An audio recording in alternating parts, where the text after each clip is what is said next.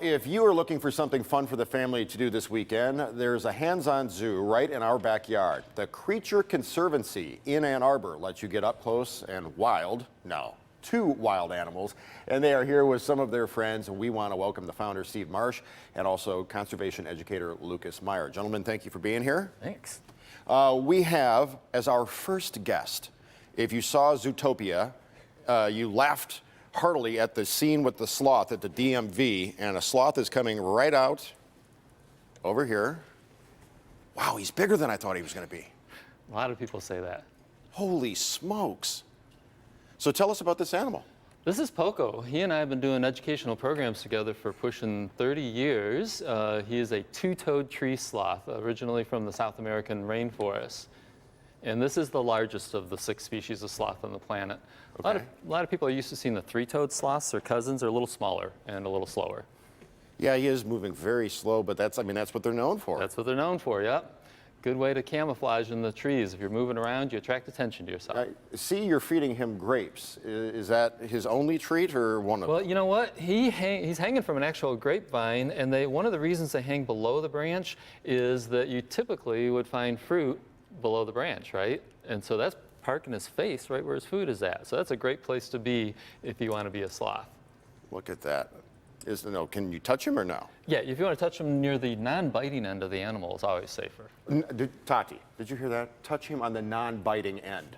Yeah, be careful. Oh, he's soft. He's pretty soft. You know, his fur is brown, but in the wild, actually, do you want to see if Jason wants to do? Yeah. Would you like to? Sweet and cuddly from here. Here you go. Here you go, buddy. Hey. Wow, Pretty expert cool. sloth feeder here.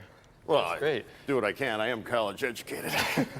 What does the Creature Conservancy do? Why is it a conservancy? Yeah, we're a little different from a zoo. We have, we're not open during the week because we have school buses coming all the time. So we're doing field trips all week long, very educational, very sciencey, sit down and get an animal presentation. We are open to the public on weekends, but again, it's not so much a wander through zoo. We have presentations every half hour. This month happens to be South America month, so Poco is one of our featured animals. Next month is Asia month. We just had Cougar month last month, and so it has a lot of set down presentations. A little different. Oh, yeah. So this sloth here has cousins at the Detroit Zoo, I hear. Yes, Molasses is the sloth of his offspring who's at the Detroit Zoo. Oh, cool. Chip is out at the Binder Park Zoo. Flash is at the Buffalo Zoo. If you see Jack Hanna on TV with a sloth, it's one of our 3 babies. Oh, that's cool. We have a lizard that we're going on to next. Yes, we're going to bring out Jerome. Jerome? What do you want to call this lizard? See, it looks like a Jerome. This is another South American animal. He's a black and white tegu, and he's a lizard from South America. Like a lot of the animals at the Creature Conservancy, he's a former pet. He was actually brought into the vet clinic where I work, and he was brought in to be euthanized. People didn't want him anymore. He's got a little granuloma on his face over there, and it's a benign situation, but people didn't want him anymore. They had him for a few years, were kind of tired of him, and I just couldn't see that happening. He's a perfectly wonderful Tati, look lizard. out. That's not funny. That's not funny, she said. Now, what does this guy eat? This guy eats a lot of eggs. They have a forked tongue that you'll see him sticking out every now and then, and they like to dig up eggs with their powerful claws. They'll eat some fruits and vegetables if they can. There's that tongue. If they can catch a mouse and other animals, they're happy to eat happy to eat that as well. He has one of his claws or his toes here is significantly longer than the rest. Well, Why is that? So Jerome's a little portly. Okay. But in the wild, what they can actually do is get up on their hind legs and run really fast. And so I've seen video of that. Yeah, they can run on their hind legs. You know, it's also kind of cool. It's a little hard to see, but his tail looks a little different at this point. That's because this tail was pulled off. It's a defense mechanism. If an animal is chasing him, trying to eat Jerome for dinner, if they grab the tail, it breaks off and violently wiggles around all over the place. And while that predator is distracted by this violent wiggling tail, Jerome runs off to safety. Why does Jerome keep looking at me and sticking his tongue out? And now why is he moving in my direction? What's going on with that? You have also a snake to show off. Thank Yeah. you, Jerome. You were excellent. You were well behaved on camera. He's a great guy. He's one of my favorites, that's for sure. Perfect animal for this. So this is Kalua, and Kalua is another South American animal. And They can be on the same table at the same yeah, time? we're good. Here, you want the back end? Sure. Sure, why not? There we go. This is Kahlua, very strong, isn't she? Yes. Amazing. It's called the red-tailed boa.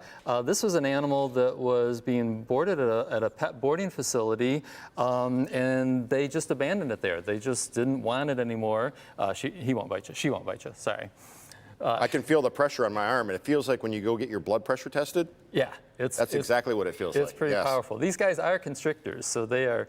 Probably should have warned you that you're going to hold the snake, but you're doing great. They're a perfect little tree for a snake there. And what's this animal's name? This is a boa constrictor. Its name is Kahlua. Kahlua. Yep. This makes me want a Kahlua and cream, a little White Russian. You know, the dude up. Who was that? Did you hear that? Sounded like a squeak, like a. That wasn't the snake, or was that him? I didn't hear anything. Sorry. All right. Well, unless I'm hearing things. Tati, why do you have such a doubtful look on your face? I'm just observing. You're observing. I'm observing. That's all I'm doing. All right. How do you feel now? Where do you get? Where do you get these animals? Well, these two happen to be rescue animals. A lot of people get exotic animals as pets. It inevitably doesn't work out in a lot of cases, and they need some place for these animals to go. That's how the whole place started, actually, with an alligator that was left on the doorstep of the vet clinic where I work. It is legal in this state to buy alligators as pets, and that's kind of crazy. Where are you located, and when can people visit? I know you said school buses during the week. but- Yeah, so we're only open to the public on weekends from 1 to 5. We have a presentation going every half hour during that open time. And we're in Ann Arbor. We're on the southwest side of Ann Arbor, very near the fairgrounds in Ann Arbor. This snake has cuddled up against me and is letting me pet it. You're warm. He likes warm. I'm not sure. What do you, are you sure it's the kind of snake it's not poisonous? Thank you, gentlemen, for being here. Great, thanks for having us. Excellent. Tati, I cannot believe how much the snake weighs and how much pressure is on my arm. He likes you. She likes you.